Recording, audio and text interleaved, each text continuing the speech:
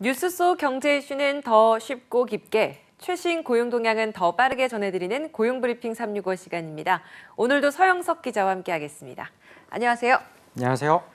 오늘 어떤 이슈 가져오셨나요? 네, 고물가, 고금리, 고환율의 삼고 여파에 모두가 힘들다고 신음하는 요즘인데요. 이런 상황에 취업난까지 겹친 청년들은 어떨까요? 전국 경제인연합회가 국민이 느끼는 경제적 어려움을 수치화한 경제 고통지수를 조사했는데요. 세대별로 따졌을 때 20대가 가장 큰 고통을 느낀다고 합니다. 이슈픽에서 짚어보겠습니다. 요즘 정말 힘들다라고 이야기하면서 한숨 쉬는 분들 부쩍 늘었어요. 근데 20대가 특히 많다는 말씀 해주신 건데 이번 이 통계는 어떻게 나온 건가요? 네, 국민 고통 수치란 미국 경제학자 아서 오쿤이 고안한 지표인데요. 생활비가 늘어나고 실업의 위험이 커질수록 사람이 느끼는 경제적 고통 정도를 합한 수치로 지수가 높을수록 경제적으로 힘든 상황이라는 의미입니다. 올해 상반기 기준 청년층 체감 경제 고통 지수는 25.1로 전 연령 중 가장 높았는데요. 29세 이하의 체감 경제 고통 지수는 40대의 2배 이상 수준이었습니다. 청년 체감 경제 고통 지수가 유독 이렇게 높다는 건 역시나 취업난이나 물가 때문이라고 봐야 될까요? 네, 그렇습니다. 특히 올 상반기 청년층이 체감한 물가 상승률은 5.2%로 코로나 이전인 2019년 대비 10배 수준에 달했는데요. 청년층이 물가 상승을 다른 연령대보다 크게 체감한 것은 가장 소비 지출 비중이 높은 음식, 교통, 식료품 부분의 가격이 특히나 올랐기 때문입니다. 이렇게 나가는 돈은 많아졌는데 취업 준비 중이거나 이제 막 취업해서 소득이 적은 청년이기에 물가 상승이 더 고통스러울 수밖에 없는 겁니다. 그러게요. 주머니 사정이 조금이라도 나으면 이 물가로 인한 체감 경기 지수, 체감 고통 지수가 좀 낮아질 수 있을 텐데 취업은 사실 또 먼 얘기가 되고 또 지금 어느 때보다 취업이 또 어렵잖아요. 정말 취업 시장은 늘 어려운 것 같은데요.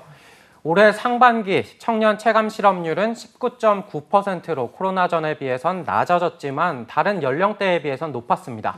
실제 지난달 실업자 수 통계에도 이 같은 분위기가 반영됐는데요.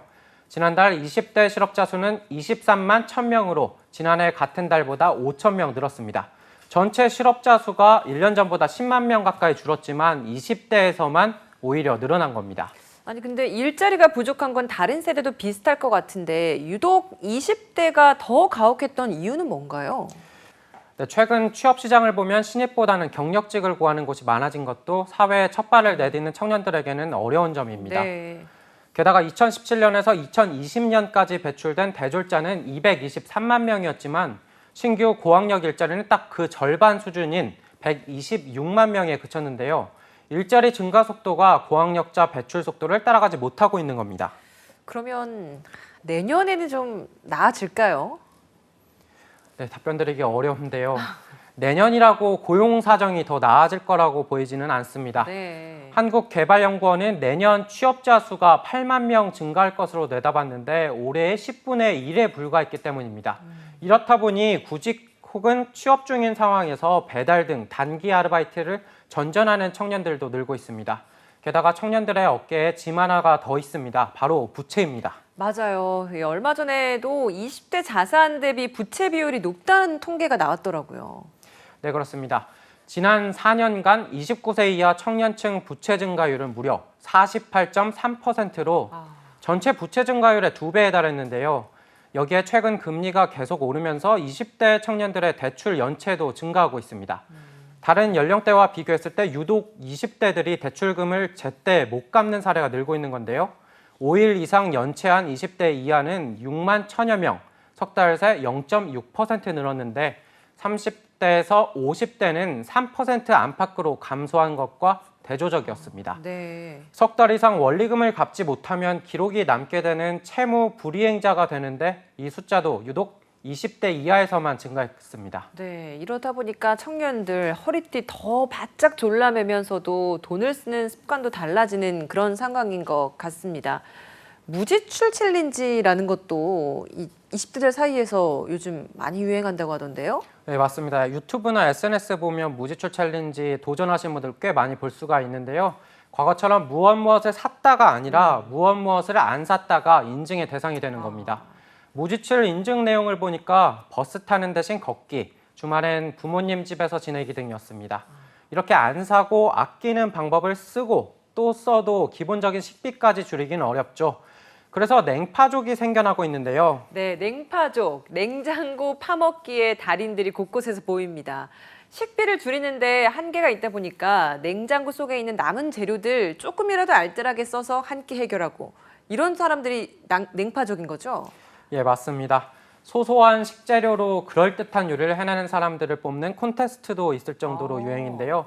밖에서 식사하더라도 더 저렴한 편의점 도시락을 찾는 이들도 많아졌고요. 네. 가성비가 아니라 최고의 가성비를 뜻하는 갓성비를 찾는 청년들이 급기야 극단적 소비 단식에 들어간 겁니다. 네, 근데 저도 사실 냉장고에 있는 식재료들 활용해서 요리해보기 해봤거든요. 근데 냉장고에 식재료가 고갈이 되면 사실 이게 한계가 있어요. 예, 맞습니다.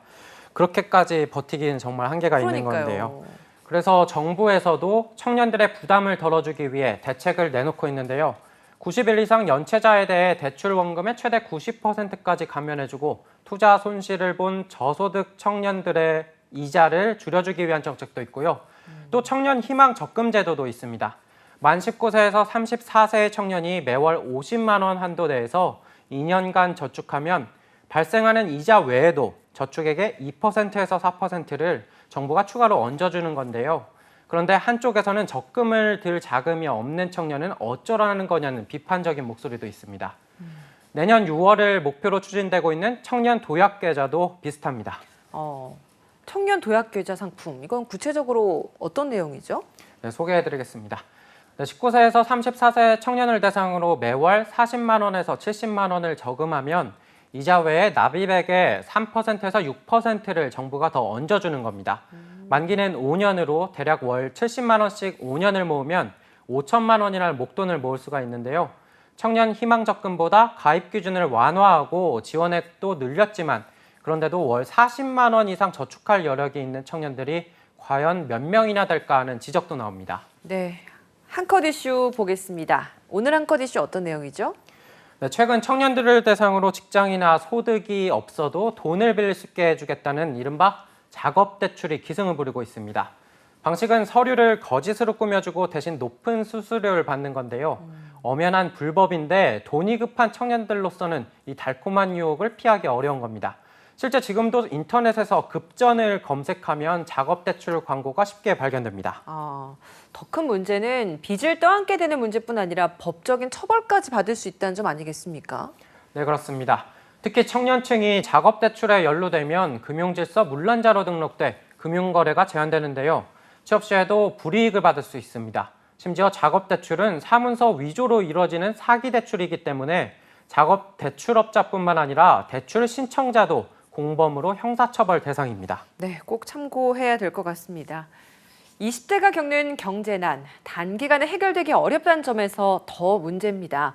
단기적인 보완책과 장기적인 일자리 대책까지 함께 실행돼야 할 시점입니다. 오늘 서영석 기자와 함께했습니다. 고맙습니다.